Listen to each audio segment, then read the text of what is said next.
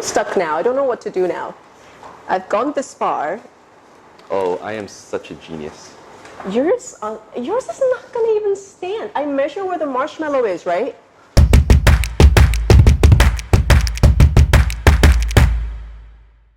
Hey guys, welcome to episode 5 of CoCoon's Game of Towers. My name is Alyson Hau. I'm a radio personality, and with me is my competitor this week, Mr. Paul Measor. I'm the Director of Strategic Partnerships at Foodpanda. We're going to use 20 spaghettis, 1 string, 1 piece of tape, marshmallow, scissors, and to build a tallest standalone tower. And we're going to measure each other's towers by the end of the game, which I'm going to win. Doubtful. Doubtul, but let's go. The first question is, how did you guys meet? Wow. Okay. Do you like telling the story, or do you like me telling the story? I like you telling the story because it's a total made-up version. But you go ahead. So the night that I met Alyson, me and my friends, we were going out to see David Guetta at Asia World Expo. So we're very, very excited about that. And then so we got onto the train. Me and all of my friends were sitting there, but unfortunately we took up all of the seats. And then this gorgeous lady just comes onto the train, and I don't know, there was something about her. As soon as I saw her, I was just like, okay, I gotta go talk to her. And she walked over in our direction, said hi to my friend that was sitting across the aisle to me, and so friends of a friend, very easy for me to connect. So I noticed there's no seat for her, and I'm a gentleman at heart, so I was just like, hey, would you like a seat? And I offered her my lap. I was like, why don't you sit here? It's the most comfortable seat on the train. She didn't respond very positively at that point. What did you think? So here's my version. Instead of being the gentleman that he claimed to be, he just basically slapped his lap. He's like, you want to sit here? Best sit in the house. I think all the girls came in there. What kind of weirdo says that to somebody that you just met? What a line. What a line. So the next question is, Paul, you've done many different jobs in your life. You've worked for companies before. You're working at one of the biggest food delivery company in Hong Kong. And you've also been entrepreneuring for quite some time. So what do you think is the biggest difference between working for a company versus working as an entrepreneur? For me, an entrepreneur is a risk taker, is a person that's looking for a new way to be changing old habits. So that's what I think entrepreneurs are about. Entrepreneurs are about identifying opportunities and taking those risks to maximize what that's going to be. Right. So my understanding of it would be different. But having had my own business and also having worked in some corporations, definitely I think the difference is just about control. Fundamentally, when you're working in a corporate, you are a cog in the wheel. You have a role that you're supposed to play, and it's quite clear what that's going to be. Whereas as an entrepreneur, generally, you have to do everything. You have.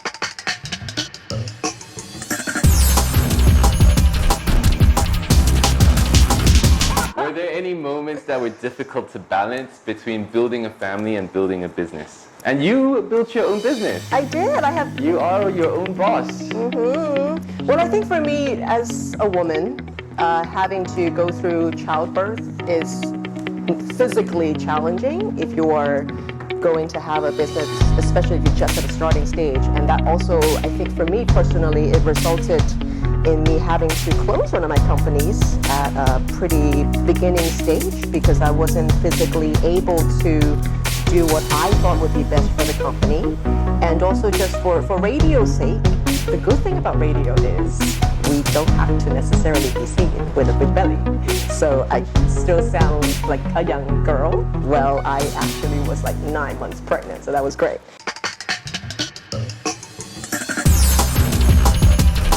Oh, this is the question that you were trying to avoid. What are some of the qualities that you appreciate in me? Huh? Not me, CoCoon guys, man. Right. Well, it's definitely not your cooking. I'm gonna take these spaghetti home and I'm gonna cook them. You're gonna cook them. And you're gonna finish them. Allison is incessantly positive. So every single outlook, it's all 正面啊，佢個能量係好正啊。So she always inspires me to be better, and she would do anything for our daughters, which is also something that I like about her.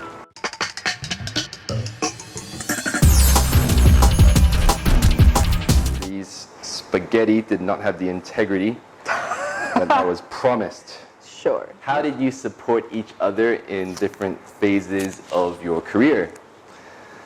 How have I supported you? Aww. Tell everybody what a great husband I am. So, okay, this is real. So when we first met, I was still doing scene. So it was my wake up at 4 a.m., go to work at 5, get to on air by 6 kind of routine and schedule. So for him to support me, and mind you, this was a very early stage of dating, he would have to come meet me in Wan Chai at 4 a.m. to do ramen together, and then he would send me off to work. Or he would have to come to pick me up from night school while I was crazy enough to still do a master's at night. Otherwise, he won't see me. And throughout my career, he's always kind of my go-to guy for advice, because even though I'm just gonna stop right there. Just kidding. Yeah, even though we're in completely different fields, he does have a good amount of insight to analyze all situations. So he's my go-to guy for advice. So throughout your career, or careers, what's the best advice you've ever gotten? Best advice I have ever gotten. You will never fail if you never stop. Does that make sense? Wow. Does that make sense? Not really. No, it means like fundamentally the only people that fail are the people that give up. You know? As long as you never give up, as long as you keep trying, you still got a chance. And through like anything else in life, it's about determination and resilience. And now, wifey, it is also about creativity and thinking And how to outside cheat. the box. Freestanding. It's not freestanding. This is just support from heaven. That's okay? support It's a equals religious not tower. freestanding. Okay, best advice that I've ever gotten was from my drama teacher back in APA, drama school. And he said, you're only as good as your last show.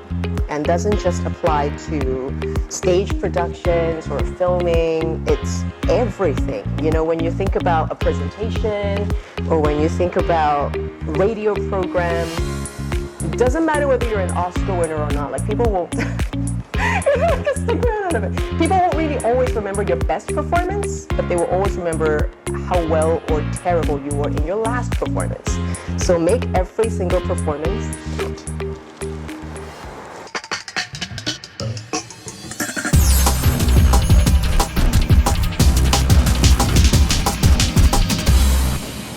What do you think is a false assumption that most people make about entrepreneurs? That they're all just jobless and living in their mom's basement. I think the biggest difference between Damn, that was true for me.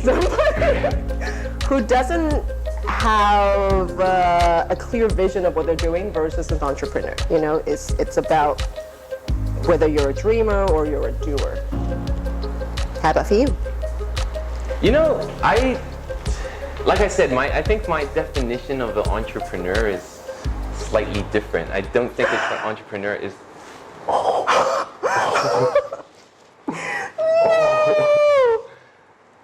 Yep, sometimes you fail, but don't give up. It's okay.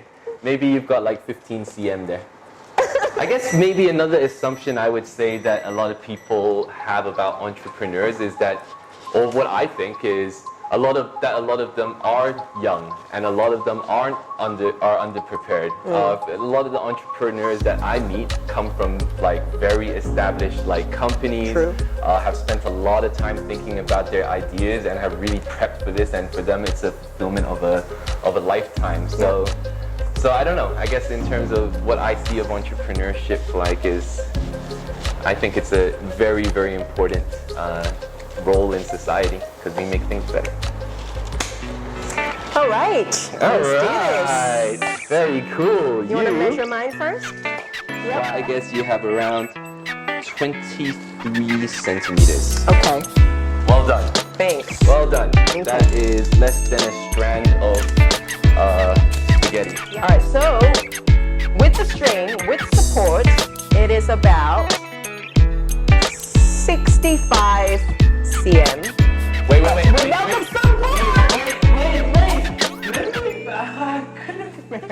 Mine actually looked like a sad face. Can you do an up close zoom into this marshmallow right here? That's a sad face. Oh. Like the sad face of the loser. Anyway, for the next challenge, I'd like to nominate someone I know from high school. Oh yeah? Marco George. Marco, you ready for this? I guess that was like visually good. Shin. Good luck, guys. See you next week.